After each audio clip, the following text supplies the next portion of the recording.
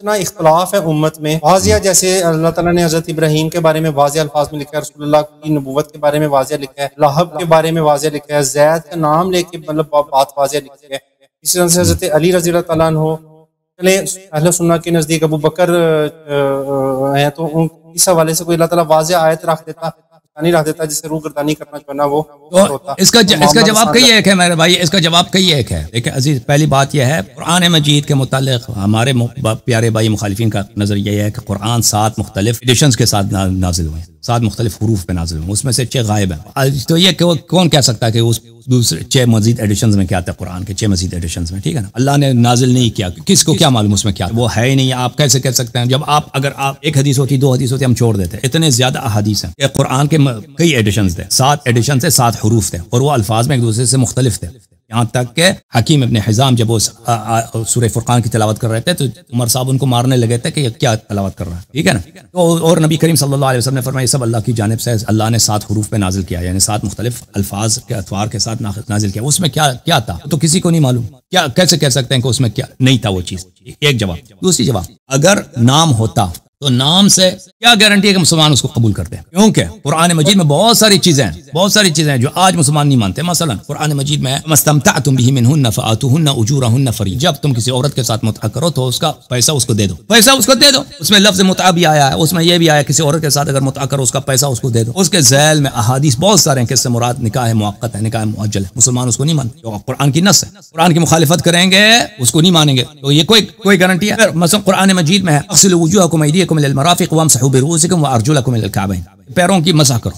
مسلمان مسح نہیں کرتے, دن میں نماز پڑھیں گے, وضو لیں گے, لیکن مسح نہیں کہ قرآن کی مخالفت کرتے ہیں, پرواہ نہیں. خود بھی کہتے ہیں کہ قرآن میں صرف مسح پیروں پہ کی مسح ہے, پیروں کی غسل نہیں ہے قرآن میں, اس کے دھونا نہیں, وہ ان کے بہت سارے کتب میں موجود ہے. مخالفت پرواہ نہیں ہے. پھر نام بھی ہے بسم اللہ الرحمن الرحیم وجعلنی لهم لسان صدق فی الآخرین. حضرت ابراہیم علیہ السلام کی دعا ہے کہ آخر الزمان میں, آخری امت میں میرا لسان صدق عطا کر. اللہ تعالیٰ نے جواب دیا وجعلنا لهم لسان صدق علیا علیہ. سورہ مریم میں فرمایا کہ ہم نے علی علیہ السلام کو انبیاء پر لسان صدق بنا دیا. اگر لفظ بھی ہے نا تو کب مانتے ہیں. تو اس طرح نہیں کہ اگر قرآن مجید میں پہلی بات ہے, اس کے جواب کہیں ہے قرآن مجید کامل ثابت کرو. دوسری بات ہے قرآن میں جو آیات ہیں اس کو کہاں تم لوگوں نے مانا ہے. تیسری بات ہے اگر نام ہوتا کون سی گارنٹی ہے کہ آپ قبول کرتے ہیں, بلکہ نام موجود ہے کیوں قبول نہیں کرتے. اس کے علاوہ میرے محترم میرے بھائی قرآن مجید میں خلیفے کی جو اولی الامر ہے اس کے صفات بتائے گئے. اطیعوا اللہ واطیعوا الرسول واولی الامر منکم. اللہ اور رسول کے علاوہ ایک اور طبقے کی بھی طاعت واجب ہے. اطیعوا اللہ واطیعوا الرسول واولی الامر منکم, اس کی طاعت واجب ہے. قرآن مجید میں اس کے حکم موجود ہے. وہی طاعت جو رسول اور اللہ کے لیے اولی الامر کے لیے, وہ کون ہے؟ وہی ہے مثلا یزید ہے جو شراب پیتا تھا, وہی ہے جو خلفاء جو لواط کرتے. جی سر بسم اللہ. میں یہی عرض کر رہا ہوں, ماننا یا نہ ماننا ہماری وہ بحث ہے جی, کوئی مانے یا نہ مانے. اللہ تعالیٰ کو خود اہتمام کر دینا چاہیے تھا کہ آپ اس حفاظت سے ہم تک پہنچتی. جیسے میرے سے عام مسلمان ہیں, مطلب میں بھی جنت میں جانا چاہتا ہوں, آپ بھی جنت میں جانا چاہتے ہیں, جہنم سے آپ بھی بچنا چاہتے ہیں, میں بھی بچنا چاہتا ہوں. ایک واضح چیز دلیل لکھی ہوتی, شائبہ نہ ہوتا, پھر میں کفر اختیار کرتا, مطلب سود حرام ہے قرآن پاک میں, کوئی کر رہا ہے تو وہ اختیار کر رہا ہے تو وہ جہنم میں جائے گا نا. اس طرح کی کوئی واضح چیز موجود ہوتی کہ کے بعد کوئی مطلب کہہ لیں نسے کچی کہہ لیں یا دلالہ کہہ لیں, جو ٹیکنیکل ورڈز ہیں, میرا پوائنٹ بہت ہے. اس طرح قرآن مجید میں بہت عرض یہی ہے کہ اس طرح قرآن مجید میں بہت ہے کہ آپ کہہ رہے ہیں کہ نہیں ہے. انما ولیکم اللہ ورسولہ والذین آمنوا الذین یقیمون الصلاۃ ویؤتون الزکاۃ وهم راکعون. اس آیت میں کوئی اختلاف ہی نہیں ہے. اس کا شان و نزول علی علیہ السلام, اس میں کوئی اختلاف ہی نہیں ہے. اس کا شان و نزول امیر المومنین علی علیہ السلام ہے کہ انہوں نے رکوع کرتے ہوئے زکات دی. آپ کا ولی صرف اللہ ہے اور رسول ہے, اور وہ مومن جو رکوع کی حالت میں زکات دے رہے ہوتے ہیں. میری بات کو مائنڈ مت کیجیے گا, مجھے یہ تردد آتا ہے کہ اللہ تعالیٰ اتنی پزلز میں مطلب پہیلیاں بجا کے بتا رہے ہیں. نہیں پزل نہیں ہے, فارورڈ بات کرے اللہ تعالیٰ سے کیا فارورڈ ہے. صرف ایک شخص تاریخ میں جس نے رکوع کی حالت میں زکات دیا, ٹھیک ہے نا, اس کے شان میں آیا نازل ہوئی ہے. اگر اللہ تعالیٰ نام بتا دیتا نا کہ آپ کا خلیفہ فلان شخص ہے, تو آپ سمجھتے ہیں کہ اس جیسے نام کے کتنے لوگ آ جاتے ہیں, ٹھیک ہے نا. پیغمبر نے فرمایا لا نبی بعدی. آپ کو پتہ ہے کہ ایک شخص آیا, اس نے کہا میں نبی ہوں, میرا نام لا ہے, ٹھیک ہے نا. اگر آپ کہتے ہیں اگر نام بتا دیتا, آپ سمجھتے ہیں کہ اس جو لوگ خلافت کے دعوے دار ہیں, مثلا ابھی سورہ آیت تطہیر ہے, اتنا واضح ہے کہ اہل بیت علیہم الصلوۃ والسلام کو ہم نے الرجس سے پاک کیا ہے. رسول پاک صلی اللہ علیہ وسلم 6 مہینے تک حضرت زہرا سلام اللہ علیہا کے دروازے پہ کھڑے ہو کے نماز فجر سے پہلے آیت تطہیر کی تلاوت کرتے تھے. بار بار ان کو کملی کے نیچے لائے پنجتن پاک کو انہوں نے آیت تطہیر کی تلاوت کی. ایک دفعہ ازواج کے لیے ایک حدیث بھی نہیں ہے انہوں نے ازواج کے لیے آیت تطہیر کی تلاوت کی. اس کے باوجود مسلمان آئیں گے مذہب خیز دلائل لائیں گے کہ یہ آیت ازواج کی شان میں اہل بیت پنجتن پاک بھی اہل بیت میں سے. نہ حدیث نہ روایات نہ دلیل نہ قرآن کی متن سے کوئی دلیل.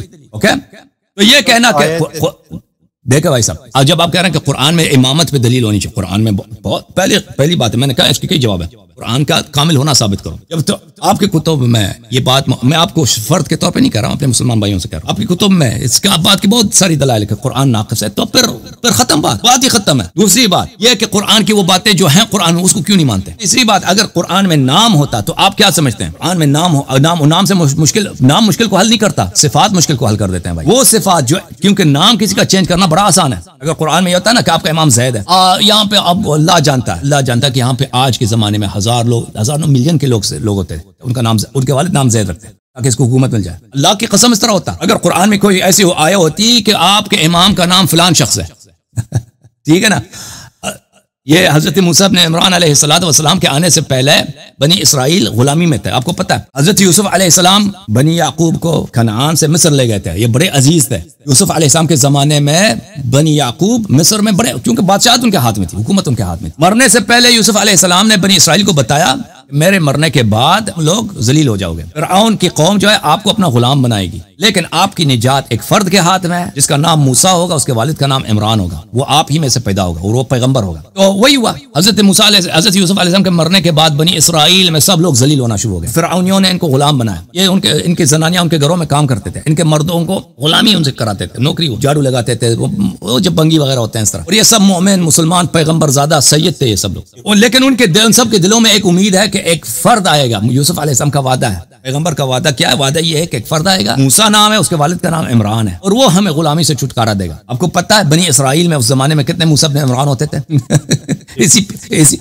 ہر ایک موسیٰ ابن عمران جو بھی دیکھو اس نے اپنے بیٹے کا نام عمران رکھا ہے, پوتے کا نام موسیٰ رکھا. موسیٰ ابن عمران کے ہزاروں کی تعداد میں موسیٰ ابن عمران ہے, تاکہ کیا ہو جائے, تاکہ یہ ہمارا, کیونکہ کئی سو سال چلے تھے نا یوسف علیہ السلام اور موسیٰ ابن عمران کے درمیان, 100 سال کا فاصلہ ہے. اگر قرآن مجید میں یہ ہوتا کہ بھئی تمہارے امام کا نام زید ہے, بکر ہے, فلان ہے, اتنے لوگ بنا لیتے بھائی, ہر ایک آ جاتا کہ میرا اصلی نام یہی ہے, بچپن میں میرا نام وہ فلان. اب بچپن میں اصل میں میرا نام یہ تھا, بعد میں لوگوں میں مشہور ہوا کہ میرا نام فلان, میرا نام علی ہے, وہی جو قرآن میں ہے نا وہی میں ہوں. سر ہو جاتا بھائی. جنہوں نے خلافت پہ قبضہ کرنا تھا وہ قرآن کی آیت سے باز نہ آتے, لیکن قرآن مجید نے صفت بتایا. نام کو چینج کرنا آسان ہے, صفت کو چینج کرنا ناممکن ہے. صفت جب بتایا نا قرآن مجید نے, وَأَطِيعُوا اللَّهَ وَأَطِيعُوا الرَّسُولَ وَأُولِي الْأَمْرِ مِنْكُمْ, وہ ایسے ہیں کہ ان کی طاعت رسول صلی اللہ علیہ وسلم کی طاعت جیسے واجب ہے. میں آپ کو فخر کنٹینیو رکھنا, ان تنازعتم فردوا الی اللہ والرسول, پھر اس میں چھوٹ مل رہی ہے کہ آپ ان سے اختلاف بھی کر سکتے ہیں. نہیں وہ نہیں ہے, آپ کو اس کا بھی جواب دے دیتا ہوں.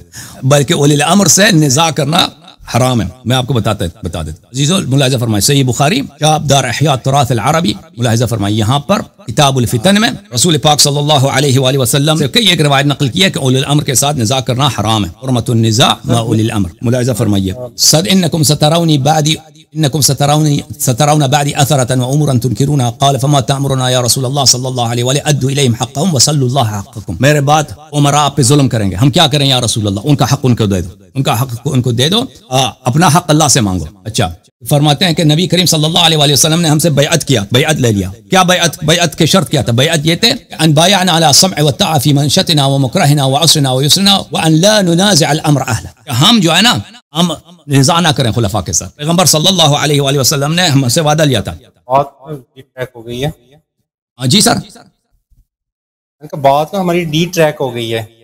اچھا کیا فرق؟ چلے میرے جی سر 2 سوال رہ گئے, میں وہ پوچھ لیتا ہوں, پھر انشاءاللہ تعالی آپ سے اجازت چاہیں گے. میں آپ کی خدمت میں ایک منٹ میں کوئی چیز آپ کو دکھاؤں. آیہ مبارک ہے اطیعوا اللہ واطیعوا الرسول واولی الامر کے متعلق فخر رازی صاحب اپنے تفسیر میں یہ فرماتے ہیں. کتاب تفسیر فخر رازی ہے, جلد نمبر 10 یہاں پہ ملاحظہ فرمائیے، یہی یا ایھا الذین آمنوا اطیعوا اللہ واطیعوا الرسول واولی الامر منکم ان تنازعتم فی شیء کا یہ مطلب نہیں ہے کہ تم اگر امراء کے ساتھ تنازع کرو اگر تم آپس میں تنازع کرو اس کی بات ہو رہی ہے، امراء کے ساتھ تنازع کرنا یہ حرام ہے، وہ میں نے آپ کو احادیث دکھا دی۔ اچھا صفحہ نمبر 148 میں فخر رازی فرماتے ہیں ان اللہ تعالی امر بطاعت اولی الامر علی سبیل الجزم، اللہ تعالیٰ نے اس آیہ شریفہ میں اولی الامر کی طاعت مطلقاً یقیناً واجب کیا کہ اولی الامر کی طاعت کرو۔ ومن امر اللہ بطاعته على سبیل الجزم والقطع لابد ان يكون معصوما عن الخطا، اور جس شخص کو اللہ تعالیٰ جس شخص کی طاعت آپ مطلقاً بغیر قید و شرط کے واجب کرتا ہے، وہ واجب ہے کہ وہ معصوم عن الخطا ہو۔ معصوم عن الخطا یہ فخر رازی کے اپنے جملے ہیں، اذ لو لم يكن معصوما عن الخطا كان بتقدير اقدامه على الخطا يكون قد امر الله بمتابعته فيكون ذلك امرا بفعل ذلك الخطا والخطا لكونه خطا منهيا عنه۔ اگر وہ للامر معصوم نہ ہو، اللہ نے فرمایا اس کی ہر بات سنو، اگر وہ حرام کی حکم دے دے تو اللہ نے آپ کو حکم کیا ہے کہ حرام بجا نہ لاؤ اور حرام بجا لاؤ، اللہ کے کلام میں تضاد ہوا ہے نا، اللہ نے کہا اس کی ہر بات مانو، اب وہ شخص کبھی وہ گناہ کے بھی حکم دے دیتا ہے، جب وہ گناہ کا حکم دے دیا تو کیا پتہ چلا اس کی طاعت اللہ نے مشروط تو ذکر نہیں کیا نا، اس کی طاعت ذکر کیا ہے کہ ہر حالت میں اس کی طاعت کرو، جس طرح نبی کی طاعت واجب، واطیعوا اللہ واطیعوا الرسول واولی الامر منکم۔ تو پھر اس میں ایک ہی مقام پہ جمع ہو گیا، کیا چیز؟ امر و نہی دونوں جمع ہو گئے کہ میں اس فعل کو کروں بھی نہ کروں گا، اور یہ ناممکن ہے اللہ کے کلام میں، لذا اس کو معصوم ہونی چاہیے۔ پھر اس کے بعد فخر رازی کہتے ہیں لذا اس سے مراد یہ نہیں ہے، اولی الامر سے مراد امت کے خلفاء نہیں ہے، کون مراد ہے؟ وہ کہتے ہیں اجماع امت اس سے مراد ہے، اولی الامر سے مراد اجماع امت، کیونکہ اجماع امت معصوم ہوتی ہے۔ اولی الامر کا مقصد یہ کیوں کہ فخر رازی متعصب ہے، وہ کہنا نہیں چاہتا کہ شیعوں کی بات مان لیں، یہ ائمہ طاہرین علیہم السلام ہے، والا اجماع کو کوئی اولی الامر نہیں کہتا، نہ لغت میں نہ حدیث میں، اس نے غلط مفہوم نکالا۔ جی سر آخری سوال کر دیجیے اپنا۔